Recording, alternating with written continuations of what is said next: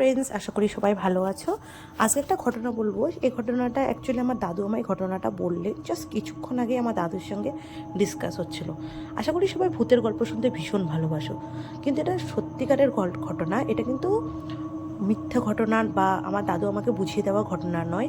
এটা আমার দাদুর ছোটোবেলায় তাদের গ্রামে একদম বাড়ির সামনে ঘটে গেছে এবং খুবই মর্মান্তিক একটা ঘটনা।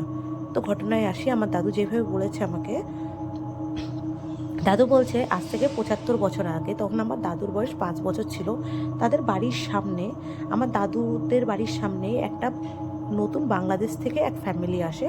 ফ্যামিলিতে 3টে ছেলে, একটা বৌমা এবং তাদের বৃদ্ধ মা। তারা প্রচুর পয়সা নিয়ে বাংলাদেশ থেকে এখানে আসেন এবং জায়গা কিনেন। তাদের বাড়িটা ছিল ভীষণ বড় এবং তারা বাংলাদেশ থেকে অনেক টাকা আনেন। টাকা আনার কারণে ওরা বিশাল বড় বাড়িটা কিনে নেয়। ওই বাড়িটার মধ্যে যেমন ছিল ভীষণ বড় উঠান, উঠান পার হয়ে গেলে বাঁশবাগান, বাঁশবাগান পার হয়ে গেলে 3টে পুকুর, পুকুরের একটা কোণার মধ্যে একটা সমাধি।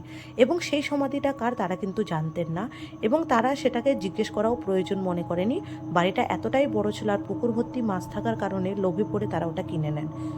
এইবার হয় কিছু মাস পরে তাদের নতুন বৌমা প্রেগনেন্ট হন। প্রেগনেন্ট হওয়ার কারণে শাশুড়ি কিন্তু বৌমাকে ভীষণ পরিমাণে আগলে রাখতেন। কোথাও না কোথাও শাশুড়ি মানতেন যে এই বাড়িটার বাঁশবাগানের ওই দিকটা হাওয়াটা ভালো না।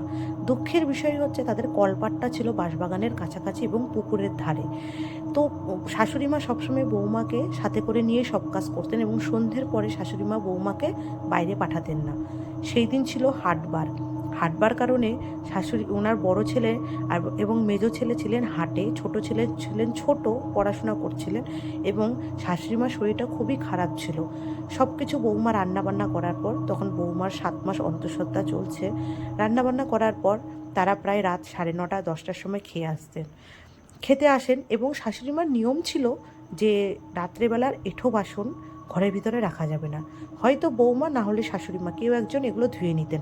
আর হাটবার না থাকলে তারা খুব তাড়াতাড়ি খাওয়া দাওয়া করে শুয়ে পড়তেন। সেই দিন হাটবার থাকার কারণে অনেকটাই দেরি হয়ে যায় তাদের রাত্রের খাবারটা খেতে। রাত প্রায় 10টা 10:30 বেজে যায়। এবার শাশুড়ি মায়ের সেদিনকে শরীরটা খুবই খারাপ ছিল। তো শাশুড়ি মা বললেন, বৌমা এক কাজ করো, তুমি এঁঠো বাসনগুলো বাইরে কোথাও রেখে দাও, সকালবেলা আমি ধুয়ে মুছে পরিষ্কার করে নেব, তুমি এখন একা যেও না। কিন্তু বৌমা প্রথমে তার স্বামীকে বলে যে তুমি কি আমার সঙ্গে একটু দাঁড়াতে পারবে। স্বামীও বলে মা তো নাই করে দিয়েছে, তাহলে তুমি এখন আর যেও না। কিন্তু ওই যে বৌমাকে বলেছে রাত্রে এঁঠো বাসন রাখতে নেই, এবং বৌমা ভাবলো যে হয়তো কুকুর বা কিছু মুখ দিয়ে দেবেন। এইসব ভাবনা চিন্তা করে একটা কেরোসিন তেলের ল্যাম্পও নিয়ে উনি সোজা বাসনগুলো নিয়ে উনি কলপারে চলে গেলেন মাজতে। তখন কিন্তু বৌমা পুরো অন্তঃসত্ত্বা 7 মাসে, কিন্তু বৌমা কারো কথাই শুনলেন না। এইদিকে স্বামী মনে করলেন যে হয়তো আমার স্ত্রী বাইরে বাসনগুলো রাখতে গেছে, আর 2 ভাই তো ওরা শুয়েই পড়েছে। এরপরে বৌমা কিছুক্ষণ পরে হঠাৎ করে শুনতে পাওয়া যায় যে বৌমা দৌড়িয়ে ঘরের ভিতরে ঢোকে। যখন বৌমাকে ওরম অবস্থায় দেখে, তখন শাশুড়িমা উঠে এসে দৌড়িয়ে এসে বলে, কি হয়েছে, তুমি কি কিছু দেখে ভয় পেয়েছো? তখন বৌমা বলে, হ্যাঁ মা, আমি কলপারে বাসনগুলো নিয়ে গেছিলাম ল্যাম্পো নিয়ে। তখন বলছে, তখন কি হয়েছে? বলছে একটা হাওয়া আসলো, হাওয়া আসার কারণে আমার ল্যাম্পোটা আস্তে আস্তে নিভে যাওয়ার মতন হলো। আমি দেখলাম আমার কলপারের ওইখান দিয়ে মনে হচ্ছে যেন কেউ ছুটে বেড়াচ্ছে। এটা শুনে শাশুড়ি মা তো ভীষণ পরিমাণে ভয় পেয়ে যায়। এরপরে বৌমা ল্যাম্পোটা নিয়ে উঁচু করে দেখতে লাগলো যে পুকুরের ওই পারে কেউ যাচ্ছে নাকি, কারণ বাঁশ গাছের পাতাগুলো, শুকনো পাতার উপরে কেউ মচমচ করে হাঁটলে যেমন আওয়াজ হয় তেমন আওয়াজ হতে লাগলো। বৌমা ল্যাম্পোটা তুলে ধরলো যে কোনো চোর বা কোনো কিছু এসছে নাকি। তখন দেখছে একটা ছায়া মূর্তি সোজা হেঁটে ওই যে বললাম সমাধি, ওই সমাধিটার ভিতরে ঢুকে গেল। এইটা দেখে বৌমা তাড়াতাড়ি করে ল্যাম্পোটা রেখে বাসনগুলো ধুতে আরম্ভ করলো। যখনই ধুতে আরম্ভ করলো, একটা হাওয়া দিয়ে ল্যাম্পোটাকেও নিভিয়ে দিল। এই দেখে বৌমা ওখান থেকে বাসন সব ফেলে রেখে দৌড়িয়ে ঘরের ভিতরে চলে আসলো। এরপরের ঘটনা হলো যা, শাশুড়িমা ভীষণ চিন্তিত হয়ে গেলেন। বৌমার অবস্থা দেখে শাশুড়িমা তার বড় ছেলেকে বললেন যে দেখ, বৌমার এই অবস্থায় ভয় পেলে ভীষণ বিপদ হবে, তুই এক কাজ কর, আমাদের পাড়ার যে ভূত ঝাড়ায় বা যে ঝাড়ায় তাকে একটু ডেকে নিয়ে আয়। এবং উনি কিন্তু ভীষণ পরিমাণে একটা নামি দামি মানুষ ছিলেন।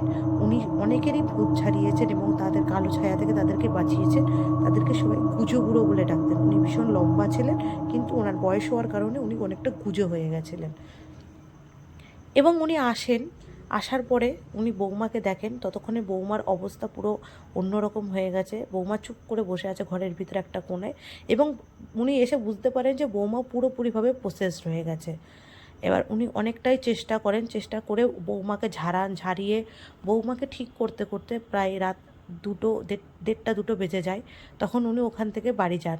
বাড়ি যাওয়ার পথে ওনাকে ওনার বড় ছেলে বলে যে, আপনাকে কি দিয়ে আসবো কাকামশাই বাড়িতে অবধি? বলে, না না, আমি একাই চলে যেতে পারবো। এই শুনে ওনারা ভাবলেন যে ওঝা মানুষ আবার কি হবে রাত্রেবেলা, যাক উনি বাড়ি যাবেন যখন চলে যাক, ওনার তো এমনি অভ্যস্ত এগুলো নিয়ে। এবার উনি হয়তো ওনার শরীরটাকে যে মন্ত্র দিয়ে বন্ধন করে সেটা হয়তো করেনি, এবং ভোর রাতে কিছু মানুষ দেখতে পায় যে উনি মরে পড়ে আছেন রাস্তার মাঝখানে, এবং সেটা বীভৎস একটা চেহারা করে। এমন লাগছিল ওনার চোখগুলো পুরো উল্টানো, মনে হচ্ছিল উনি কিছু দেখে ভীষণ পরিমাণে ভয় পেয়েছেন। এরপরে বাড়িতে বৌমা সারা রাত শান্ত ছিল, সকাল থেকে বৌমার উৎপাত শুরু হয়ে যায়, সব কিছু ফেলা আরম্ভ করে, নিজেকে নিজে আছড়ে ধরে, নিজেকে নিজের শরীরে কামড় দিতে থাকে, এবং আস্তে আস্তে আস্তে আস্তে বৌমা নির্জুরি হয়ে যায়। ওরা অনেক ওঝা তান্ত্রিক ডাকে, কিন্তু কেউ কিচ্ছু করতে পারে না, বৌমা মারা যায়। ওই অন্তঃসপ্ত অবস্থায় বৌমা মারা যায়। কিছু বছর পরে তখনও শোনা গেছে যে ওনাদের ওই বৌমা ওই অন্তঃসত্ত্বা অবস্থায় যেহেতু মারা গেছে, ওনার আত্মাটা শান্তি পায়নি, এবং ওনাকে অনেকেই দেখতো যে ওই কলপারের কোনায় বসে বসে উনি কান্না করছেন। তো এই ছিল ঘটনাটা কেমন লাগলো অবশ্যই জানাবেন। আশা করি আপনাদের ভালো লেগেছে। Thank you so much.